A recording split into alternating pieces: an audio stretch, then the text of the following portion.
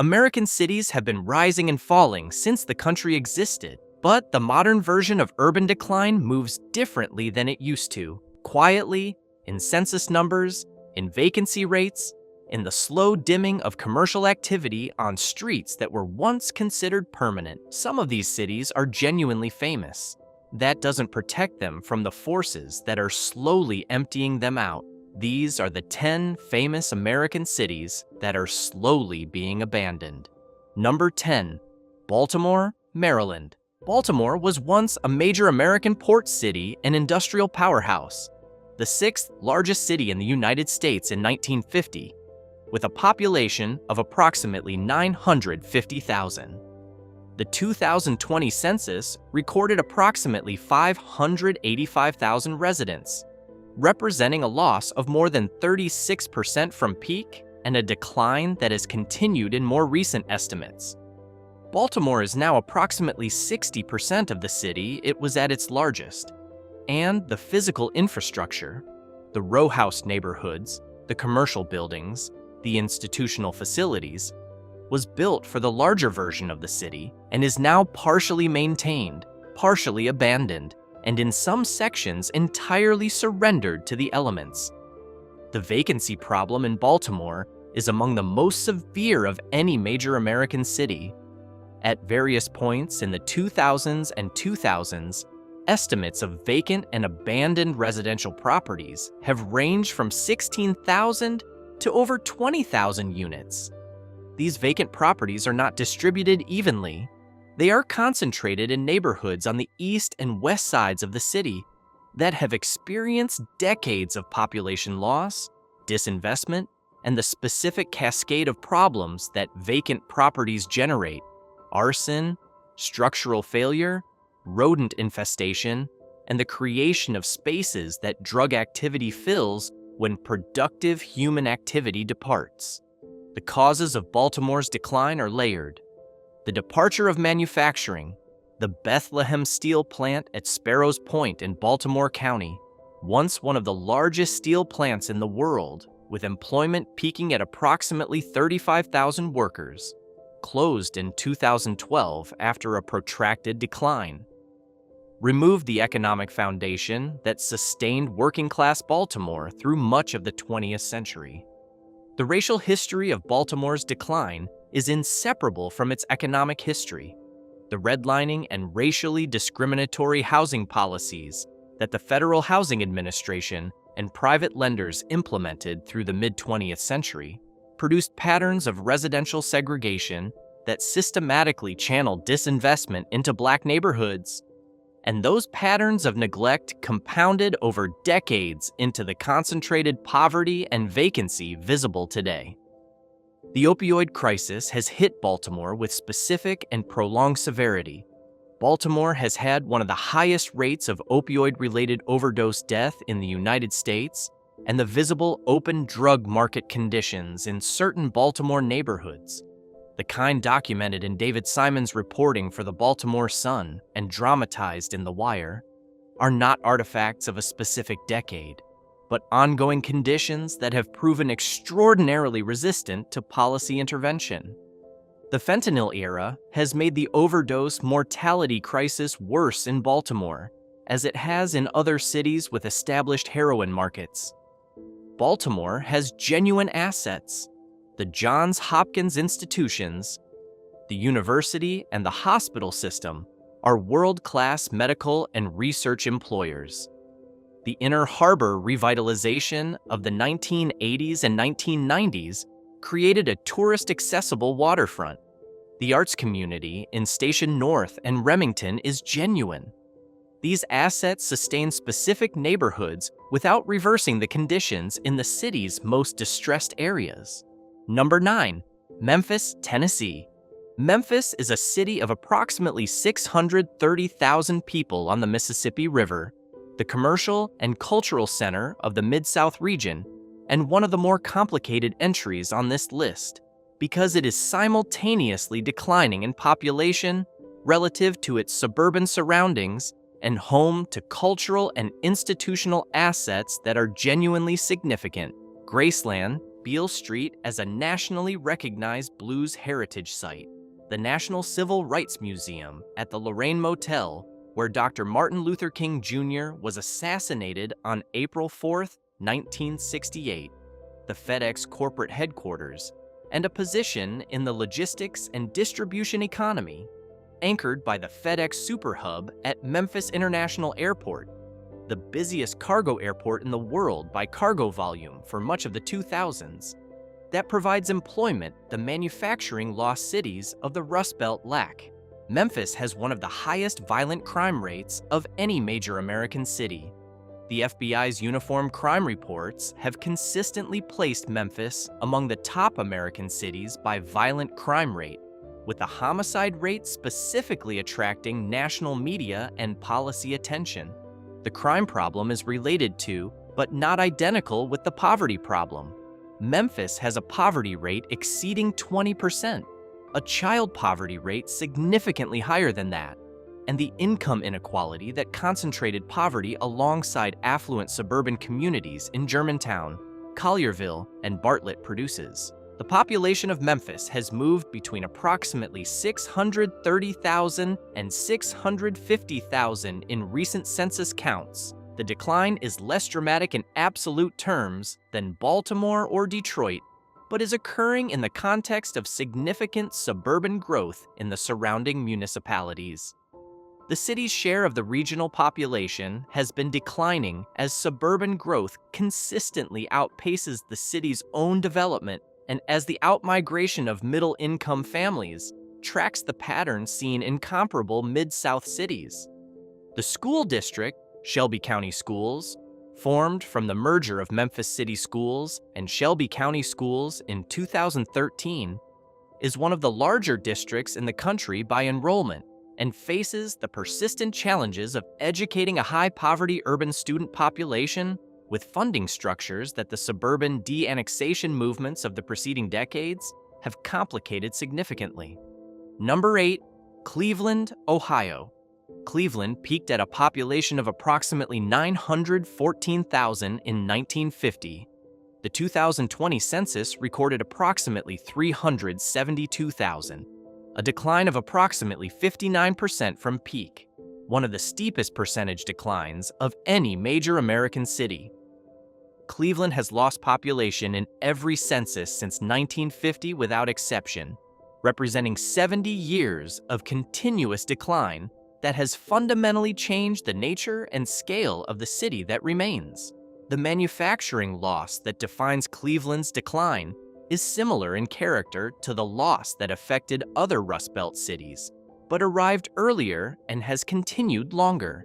The steel and auto-related manufacturing that made Cleveland an industrial powerhouse through the first half of the 20th century contracted steadily after 1950 as the industry restructured, automated, and in many cases moved production to lower-cost locations.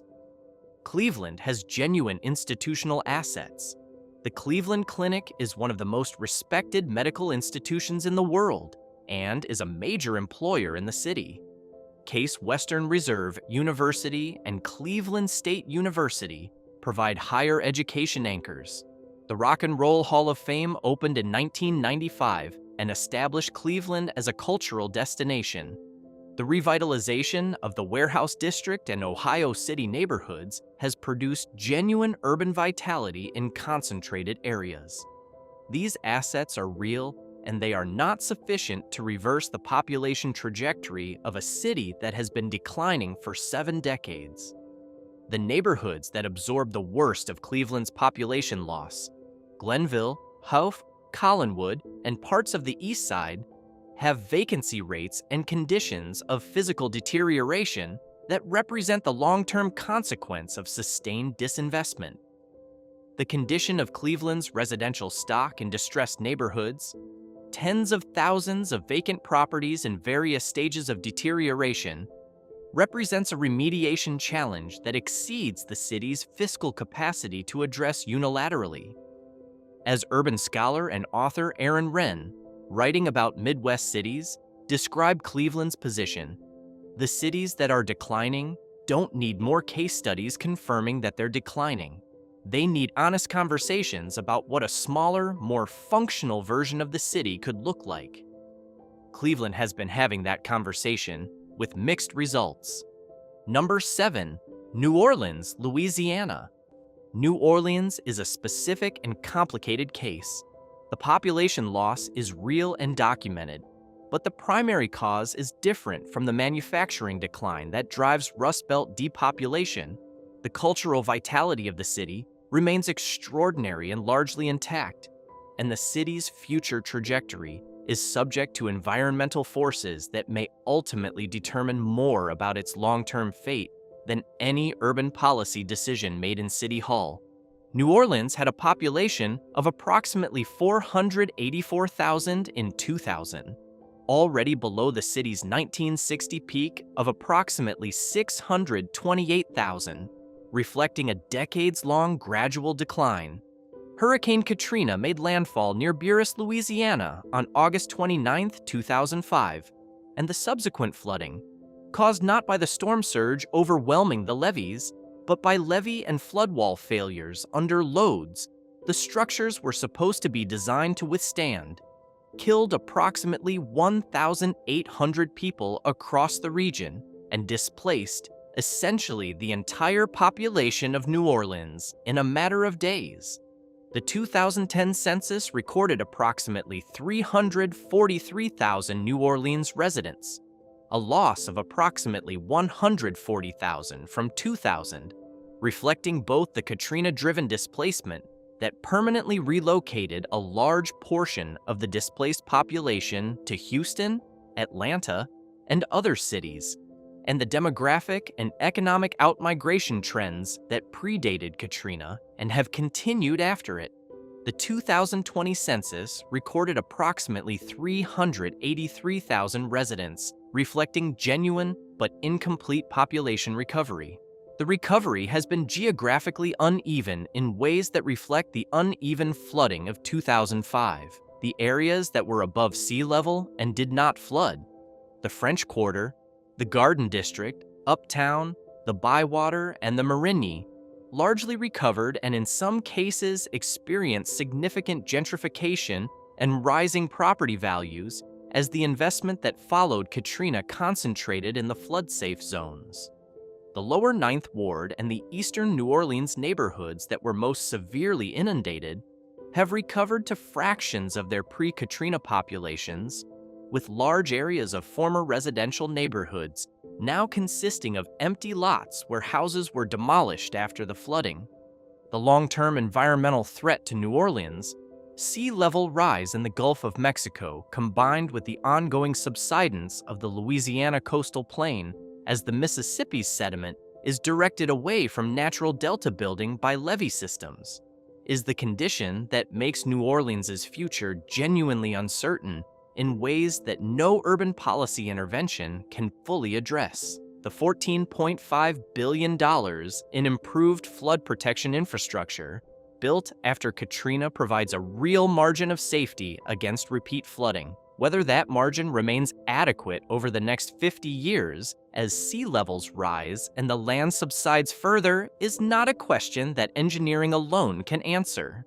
Number 6, St. Louis, Missouri. St. Louis peaked at a population of approximately 857,000 in 1950. The 2020 census recorded approximately 300,000, a decline of approximately 65% from peak, one of the steepest proportional population losses of any major American city. The St. Louis that remains is a city with the built environment, the institutional structure, and the geographic footprint of a city 3 times its current size, operating with a fraction of the tax base and population that built it. The political geography of St. Louis is its own specific liability. St. Louis is an independent city, legally separated from St. Louis County in 1876 when the city borders were fixed and the city was granted independent status from county government.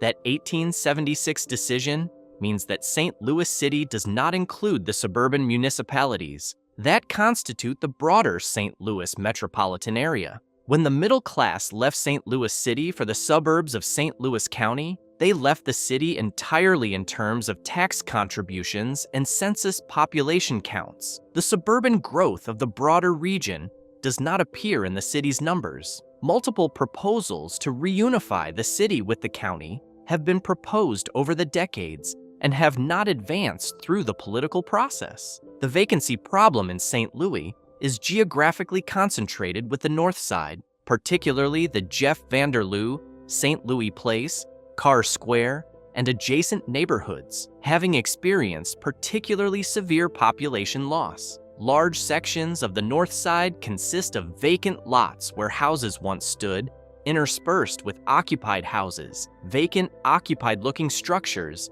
and the occasional institutional building, a school, a church, that remains as an organizational remnant of the neighborhood that was there. Some of these areas have been proposed for managed shrinkage approaches, formalizing the reduction of urban density and the conversion of residential land to green space, rather than attempting to maintain neighborhood structures for a population that is not there to use them. The revitalized areas of St. Louis are real.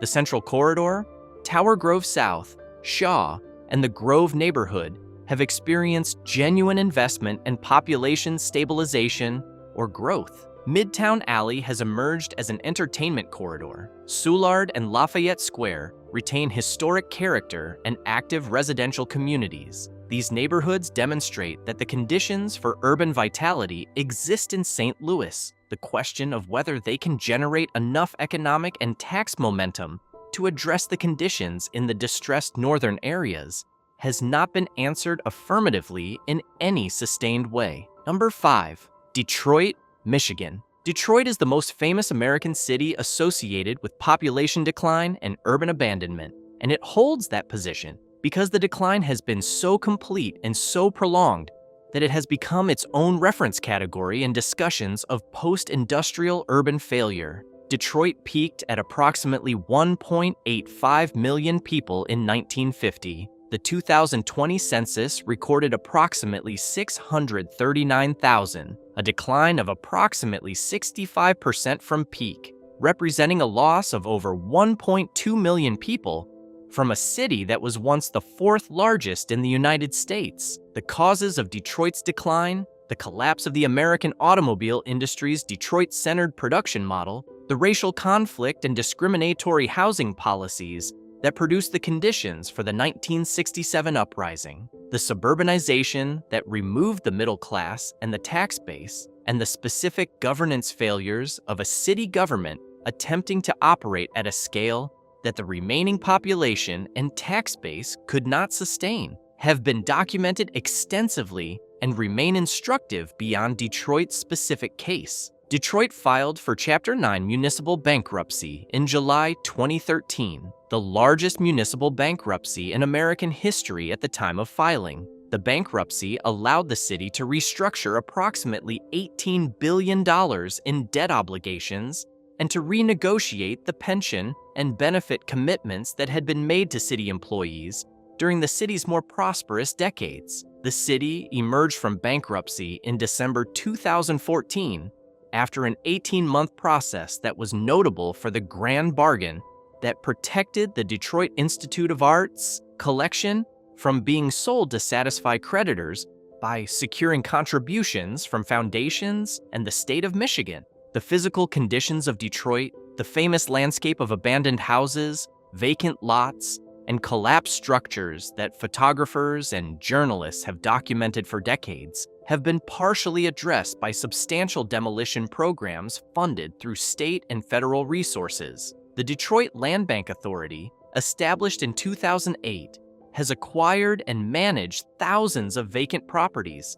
demolishing the unsafe ones and marketing the viable ones for redevelopment. The downtown and midtown areas of Detroit have experienced genuine revitalization, driven in part by corporate investment from Quicken Loans, now Rocket Companies, founder Dan Gilbert, who moved his company's headquarters to downtown Detroit in 2010 and has invested billions in downtown Detroit real estate since. The city that is declining in Detroit is primarily the residential neighborhoods that ring the revitalized downtown. The vast, low-density grid of streets where the population that once sustained them has mostly departed, where demolition has removed many structures and left vacant lots, and where the remaining residents live in conditions of physical isolation that the infrastructure of a city with triple Detroit's current population once provided. Number 4. Birmingham, Alabama.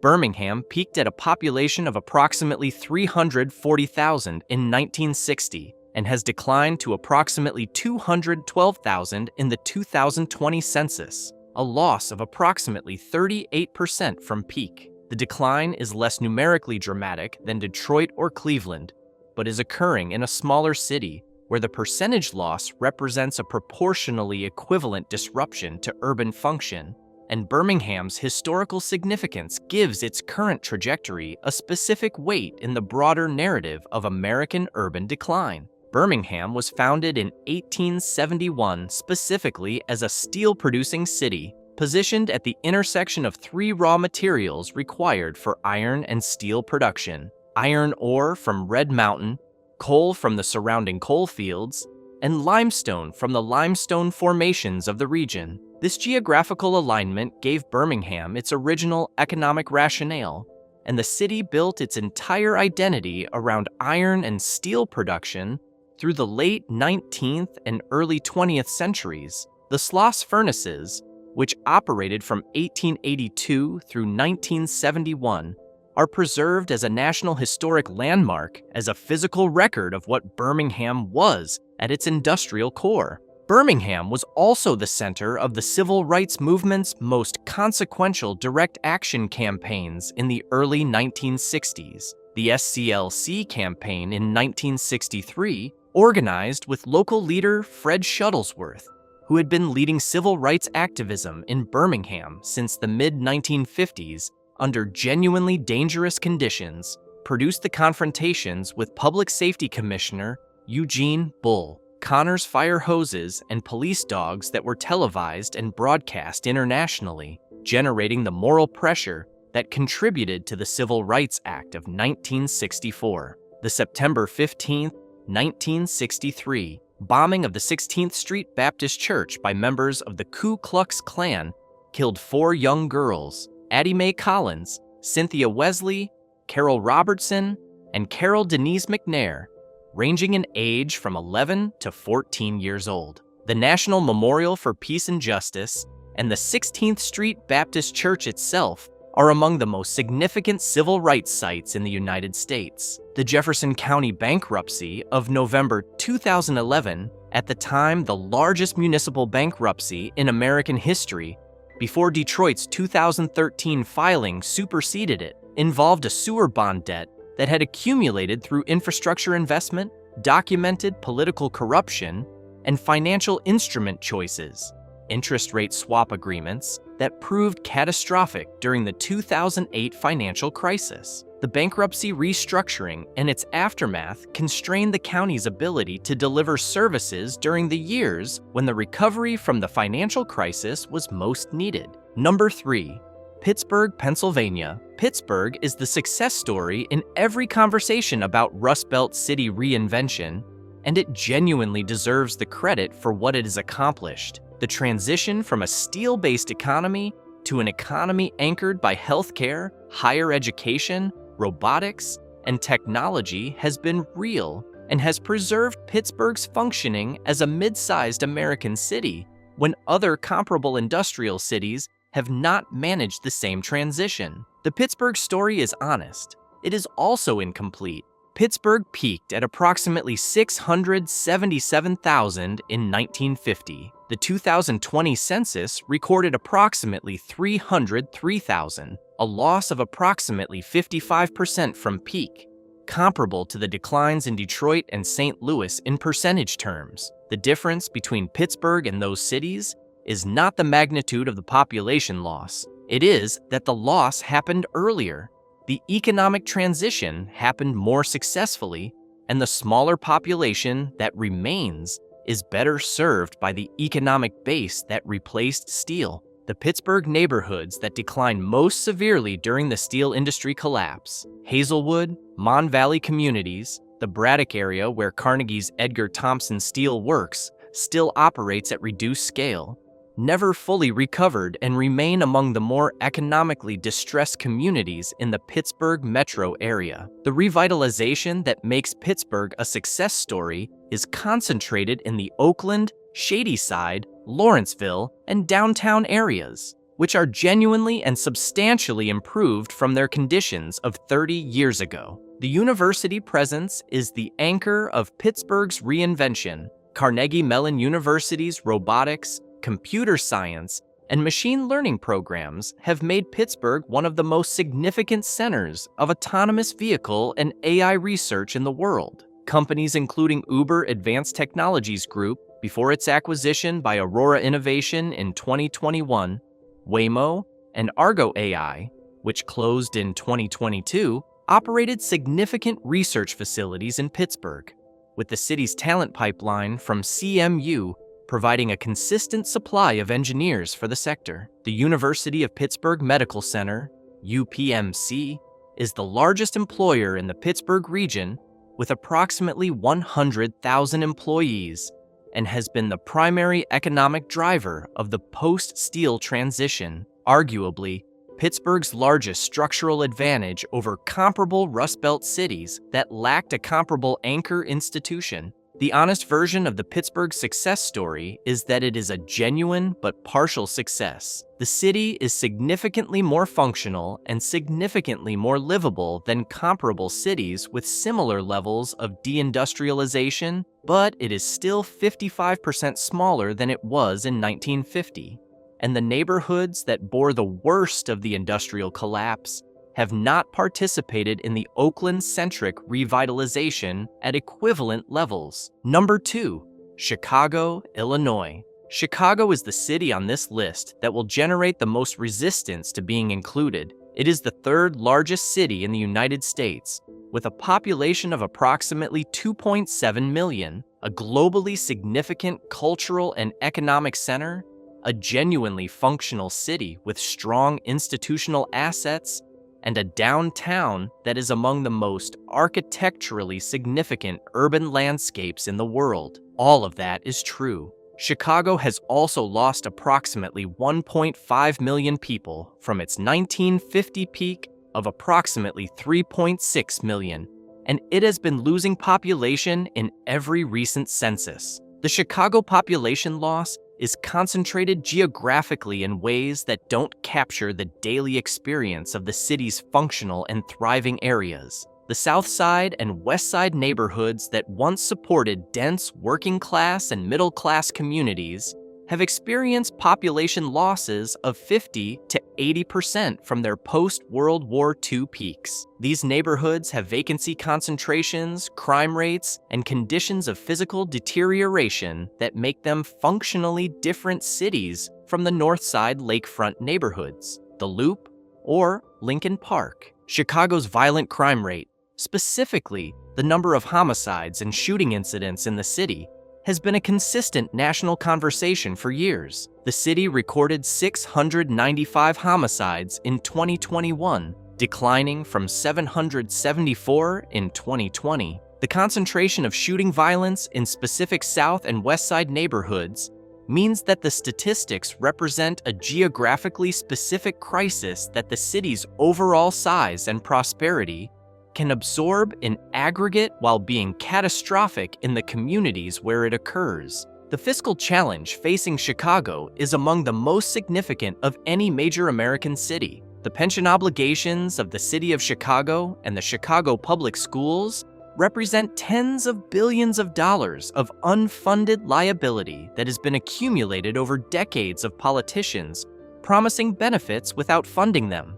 The pension crisis constrains the city's ability to invest in infrastructure, services, and the conditions in distressed neighborhoods that would reduce the outmigration that is slowly making Chicago's fiscal situation worse. Number 1, Philadelphia, Pennsylvania. Philadelphia peaked at approximately 2.07 million in 1950 and declined through subsequent decades to approximately 1.57 million in the 2020 census, a loss of approximately 24% from peak. Philadelphia is the largest city on this list, and the one where the slow abandonment framing requires the most nuance. Parts of Philadelphia are genuinely thriving, growing, and experiencing the kind of urban reinvestment that reversal of decline would require. Other parts of Philadelphia are continuing to decline in conditions that the thriving areas do not fully counteract. The Philadelphia neighborhoods that are declining, Kensington, Hunting Park, Tioga, and portions of North and West Philadelphia, are dealing with a specific and severe version of the drug crisis that has become one of the defining American urban conditions of the 2020s. The Kensington Avenue corridor, a stretch of open drug use activity that has been documented by journalists, policy advocates, and international media, represents the visible end of the fentanyl crisis in an urban context. The concentration of people living in extreme poverty, substance use disorder, and homelessness along Kensington Avenue has created conditions that no American city has found an effective policy response to. The fiscal situation of Philadelphia is not as severe as Chicago's, but involves the same basic dynamics: pension obligations, infrastructure needs, and the public safety costs associated with policing and responding to the conditions in distressed neighborhoods